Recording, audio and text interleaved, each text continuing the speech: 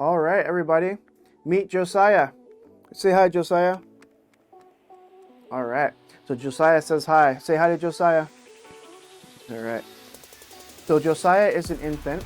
And how old was the infant again?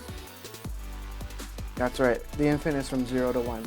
So if you look at the steps, you notice that the steps for the infant CPR are exactly the same as the adult and the child. Amazing. So that's one thing that you already know how to do, right? So we're going to survey the scene, make sure the scene is safe to enter. You're going to determine responsiveness, right? The way we're going to start it is we're going to scratch the feet. We're going to squeeze the arm. Baby, wake up. Are you okay? We're not going to shake the baby. Okay? That can cause some internal bleeding in the brain if we shake the baby like that. So we're going to scratch the baby's feet, squeeze the arm, right? We're going to determine responsiveness that way. And so the baby is not responding, so we need to call for help. All right? So help, call 911, and grab a defibrillator. Okay? So we also want to let them know that it is an infant. And so what happens is as the ambulance comes, one of the paramedics will get into the back and strap a PD-mate, strap a pediatric attachment onto the stretcher. That way they can strap the baby to the stretcher effectively, because the straps are really big for the adult. And so if they strap this extra part to the stretcher, then it's better for the infant. But the PD-mate does take a couple minutes to set up, right? So it's better that they know that they're responding to an infant. Also, they'll bring in the pediatric equipment with them, and they'll be ready and mentally ready to be able to care for an infant that is potentially dead in cardiac arrest. So, we've been using the word unresponsive or unconscious, right? But really, this person is clinically dead. If they don't have a pulse and they're not breathing and they're unconscious, that person is clinically dead. So CPR is for dead people, right? We're working on someone who's dead. So just want you to realize that, because sometimes people go through the whole class and not realize that we're actually working on a dead person, right? One time there was a scenario at the end of the class after the 16-hour class, and I said, "Oh my goodness, I think he's dead." And the person was like, "There's nothing we can do." I said, "What? We've been here for 16 hours. Yeah, so there's definitely something we can do. And we do cardiopulmonary resuscitation. We do CPR. All right. So when the heart's not beating, we're the heartbeat. When someone's not breathing, we're the breath. All right. So this is how we're going to do it. We'll assess the casualty. Hey, baby, wake up. Are you okay? Are you okay? Not responding. Help. Go call 911 and grab a defibrillator. Okay. Tell them that we're dealing with an infant. Okay, so now I'm going to open up the airway, put one hand on the forehead. Instead of 2 fingers, I'm just going to use 1 finger underneath the chin. And I want to look, listen, and feel for breathing for 5 to 10 seconds. Okay, so I'll check that. And the baby is not breathing. So if someone's not breathing, that's bad. Yep, that's what I told you. If someone's not breathing, that's bad. We need to start CPR. So we're going to use 2 or 3 fingers right below nipple line. If we use that 3rd finger, it's going to be at nipple line. And we're going to compress deep into their chest.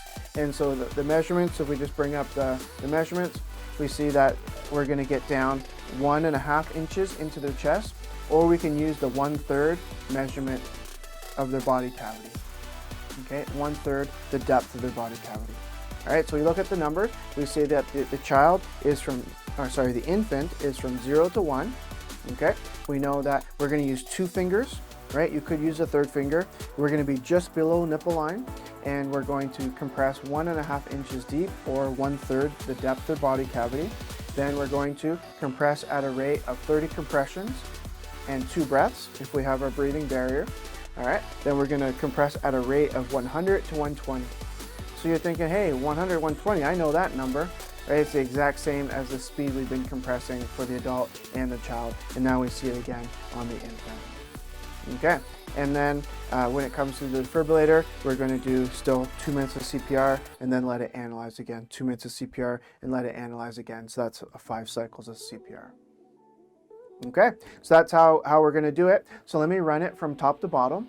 And actually, just before I do that, when we give a breath, we're giving a breath over their nose and their mouth.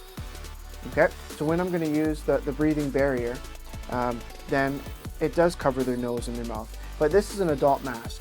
So if you have a pediatric mask that's really small, it would fit over their nose and mouth easily. So the point does go towards the top.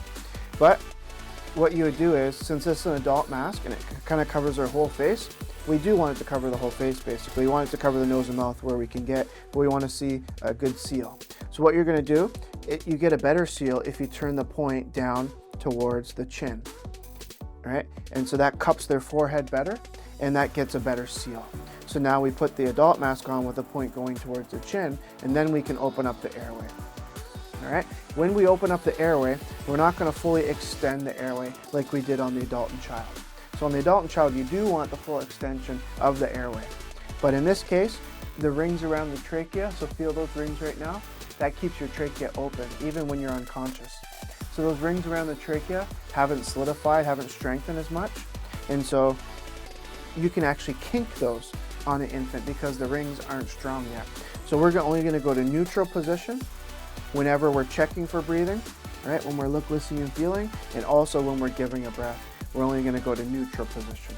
So flex would be closed, neutral would be open, and fully extended would be closed because you could kink the airway.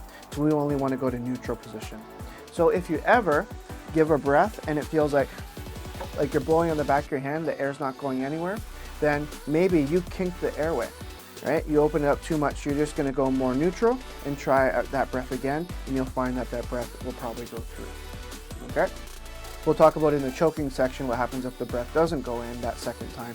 But if ever on an infant you give a breath and it doesn't go in, just readjust the airway to more neutral, more closed position, more neutral, and you're going to give that breath. And when you give the breath, it's usually like the quantity of your cheeks, like a puff. You're going to fill your cheeks and give that quantity. So it's not a full breath. So when we say give a breath, we're just giving enough to see chest rise. So even your cheek doesn't define a specific quantity because everyone's cheeks might be different. All right, if you're Dizzy Gillespie, the trumpet player, your cheeks are definitely too big for an infant. All right, but what we're going to do, we're going to fill up our cheeks and give a puff. And as soon as you see chest rise, you can stop puffing. You can stop breathing at that point. Okay, so with everybody, it's only enough to see chest rise. So now let me run it from top to bottom and show you what I expect from you for one person infant CPR.